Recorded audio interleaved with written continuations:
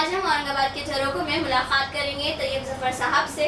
तैयब जफर साहब, आपकी हमारे नाजरीन से तारुफ कराइए। वालेकुम रहमतुल्लाहि व बरकातुहू। मैं शहर अजीज़ शहर औरंगाबाद का लड़का हूँ जिसने अलग अलग मैदानों में काम करने की कोशिश की है, जिसमें अदबी मैदान है, सियासी मैदान है, शेर व अदब है और मुख्तलिफ शोबेजात है। बस इतना ही इस आपके शहर के लड़के का यही तारुफ है।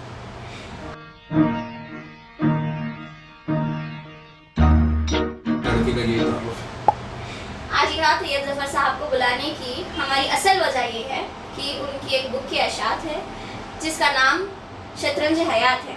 शतरंज हयात, यही नाम आपने आज इस किताब के लिए क्यों चुना? देखिए, हमने अपने बुजुर्गों से सुना है कि शतरंज का खेल ये मैदान जंग से लिया गया है, यानी कि शतरंज का खेल ही इंसानों से इंस्पायर होकर लिया गया। अब दोबारा से उस शतरंज के खेल से इंस्पायर होकर इंसानों को ये बताना है कि हम अगर शतरंज के खेल में प्यादे बन के रहेंगे तो हमारा कोई अस्तित्व नहीं रहेगा, और अगर अस्तित्व बनाना है तो फिर हमको तरक्की करनी पड़ेगी, और तरक्की सिर्फ और सिर्फ एक दायरे में रहकर नहीं होती।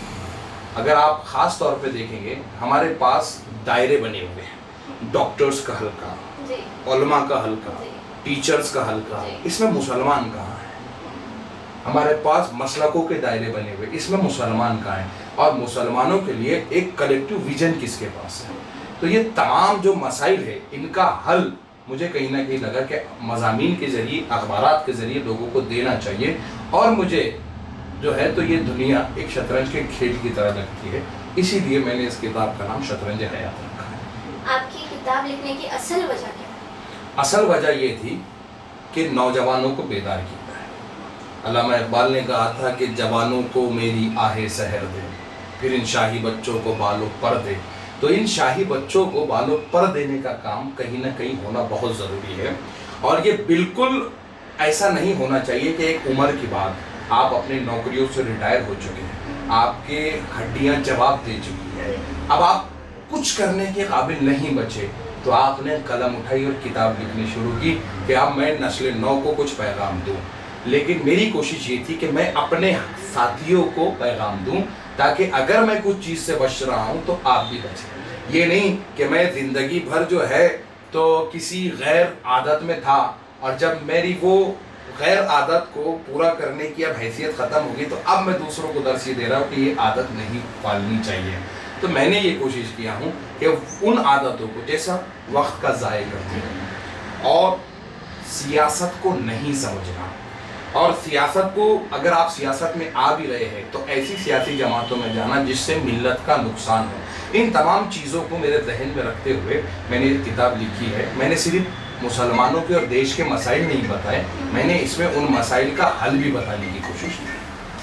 आपने मेन सवाल जो है वो मुसलमानों से किया है। जैसे आपने बताया डॉक्टरों का है इदारा, हमारे पास बहुत सारे अलग अलग करियर्स आपको नजर आएंगे, पर तो क्या आपका असल सवाल हमारे आज के मुसलमानों से आपकी इस किताबों के जरिए? यस, देखो, मैं एक चीज़ साफ कहता हूँ, आप डॉक्टर हैं रहिए, लेकिन आप साथ में सियासतदान भी बनिए। सियासतदान ही क्यों? ये अहम सवाल है।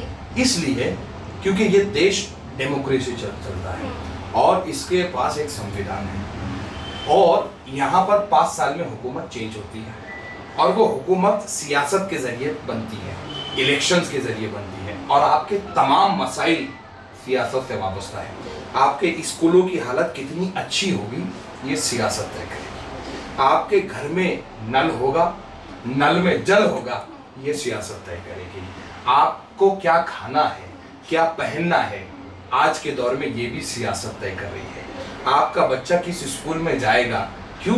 क्योंकि एक फीस का एक होता है, अगर आपको प्राइवेट स्कूल में डालना है आप नहीं डाल सकते, तो जाहिर सी बात है अच्छे सियासतदान होंगे तो वहाँ पर कमी आएगी।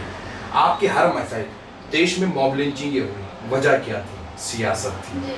देश में हिजाब के खिलाफ मूवमेंटें चली, वजह क्या थी? हिजाब थी। देश में 3 तलाक का कानून आया, वजह क्या थी? सियासत थी। तो एक तरह से आप सवाल कर रहे हैं कि कानून बराबर नहीं है? नहीं, कानून बिल्कुल बराबर है, कानून को चलाने वाले बराबर नहीं है, और अगर आपको चाहिए कि कानून सही से चले तो आपको खुद को सियासत में आना होगा, ये मेरा बोलने का मोटिव है। जी। तो अभी जो आपकी किताब है उसमें आपने क्या हाईलाइट कराने की की कोशिश की है? देखो, मेरी किताब की अगर आप शुरुआत देखते हैं तो पहला ही मजमून उसमें जो लिखा हुआ है उसका टाइटल ही है कि मस्जिद नबवी जी। इस्लामी पार्लियामेंट थी जी। और हमारी मस्जिदें। जी। और उसमें शुरुआत ही इस तरह से होती है कि इस्लाम एक मुकम्मल दीन है।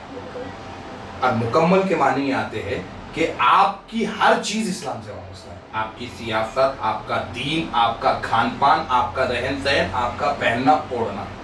तो हमने बाकी चीजें तो कबूल कर ली, हमने सियासत को क्यों अलग कर लिया? हम लोग मसाजिद में जाते हैं और अगर दो लोग बैठ के बात करें तो कोई तीसरा आके कहता है मस्जिद में दुनिया की बात नहीं होना। अब मैं आपको बताता हूँ, मस्जिद नबवी से पूरी दुनिया के राजाओं को खतूत भेजे गए और उस जमाने में बैनुल अक़वामी तौर पर एक रिवाज ये माना जाता था कि एक राजा ही दूसरे राजा को खत लिखेगा। मस्जिद नबवी से अल्लाह के नबी ने जो राजाओं को खत लिखा तो मैं समझता हूँ सबसे पहले तो अपने बादशाह का ऐलान किया, क्योंकि आपने मोहर लगाकर खत भेजे, स्टैम्प मार कर भेजे और दावत दी। नंबर 2, जितनी इस्लामी जंगें हुई है, उनकी जितनी फौजें रवाना हुई है सब मस्जिद नबवी से रवाना हुई है। जो माले गनीमत आता था वो मस्जिद में आता था, जो असाब सुफ़ा था वो स्कूल था, वो मस्जिद नबवी में चलता था।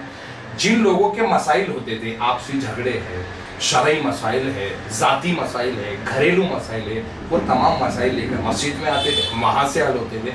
यहाँ तक कि अगर कैदियों को लाया जाता था तो वो भी मस्जिद के सहन में बांधे जाते थे। आपका खलीफा मस्जिद में बैठता था। कुल मिलाकर बात यह कि आपकी ज़िंदगी के तमाम शोबेजात मस्जिद से चल रहे थे और आज हमने मस्जिदों को सिर्फ सजदे करने की जगह बना ली। इसीलिए कहीं ना कहीं आज मस्जिदों की हालत जो हो चुकी है कि स्पीकर्स उतर रहे हैं। बड़ी अफसोस की बात है, 4 साल पहले मैंने किताब में लिखा था अगर हम सियासत से दूर होंगे तो वो दिन दूर नहीं है कि हमारी मस्जिदों के मीनारों से स्पीकर उतारे जाएंगे। और आज वो बात सही हुई और वो सही होने पे मुझे अफसोस है।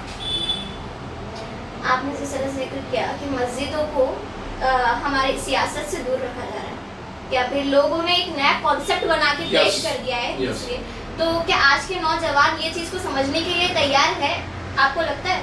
आजकल की सबसे बड़ी दिक्कत ये है कि ये रील का ज़माना है।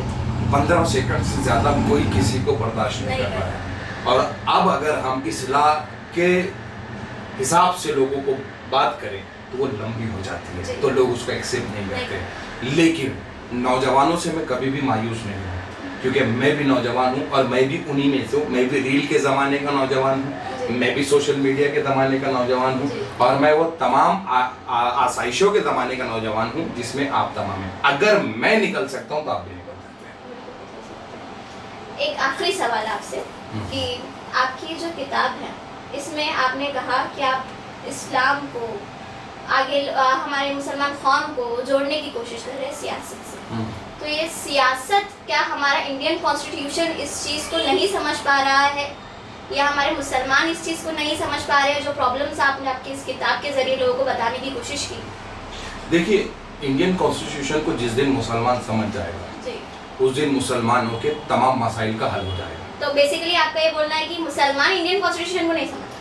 देखो, मुसलमानों को इंडियन कॉन्स्टिट्यूशन उतना ही मालूम है जितना कि एक छोटे बच्चे को उसकी माँ के अलावा की दुनिया मालूम होती है। ये आप समझ लीजिए। देखो, संविधान लिखने में मुसलमानों का हाथ रहा है। बाबा साहब अम्बेडकर अगरचे कमेटी के अध्यक्ष थे, वहीं पर मौलाना हसरत मोहानी जैसे उलमा इकराम उसके मेंबर थे और आपको कई शरई अहकाम आपको संविधान में देखने को मिलेंगे। मैं आपको बताता हूँ, इस्लाम जब दुनिया में आया तो पहली दावत ये दी गई कि कोई छूअछूत नहीं होगा, काला गोरा नहीं होगा, जबान का फ़र्क नहीं होगा और जात पात का फ़र्क नहीं होगा। ये सारी चीज़ें आपको कॉन्स्टिट्यूशन में देखने को मिलेंगी। इस्लाम ने कहा ख़वातीन को उनका हक देना चाहिए, ख़वातीन को आज़ादी देनी चाहिए, ख़वातीन को तालीम की आज़ादी देना चाहिए। ये बातें संविधान कहेगा। इस्लाम ने कहा कि अगर कोई इस्लामी ममालिक में गैर मुस्लिम है और वो अपने जो है तो धर्म पर ही रहना चाहता है तो उसको रहने दो। भारत का संविधान कहता है कि जो जिस मजहब पे उसको उस पे रहने दो। तो मुसलमानों के साथ दिक्कत ये कि मुसलमानों ने या तो राहुल गांधी के हाथ में लाल कलर का संविधान देखा है या तो मोदी जी को चूमते हुए संविधान देखा है। मुसलमानों ने अंबेडकर परिवार के थ्रू संविधान कभी देखा ही नहीं देखा ही है। नहीं। इसीलिए खुसूसी बात आपको बताता हूँ, इस किताब की इजरा के लिए जी। मैंने बाबा साहब अंबेडकर के पोते जी। बड़ा साहब अंबेडकर को बुलाया है, ताकि संविधान को मुसलमान अच्छे से समझ सके। मैं ये नहीं कहता कि मुसलमान नहीं समझता, लेकिन मुसलमान उतना ही ऊपरा ऊपरी समझता है जितना उसके काम का है। संविधान एक बहुत बड़ी किताब है और आपको उसको समझना होगा।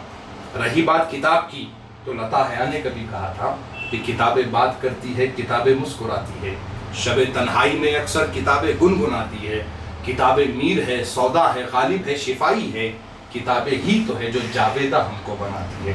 तो अगर जिंदा रहना है तो किताबों के साथ रहना पड़ेगा। बेशक, बहुत बहुत शुक्रिया आपका। आज हमारे औरंगाबाद के झरोकों में हमने मुलाकात की है तैयब जफर साहब से। इसी तरह आप लोगों से उम्मीद रहेगी कि आप हमारे झरोकों से जुड़े रहें, बने रहें।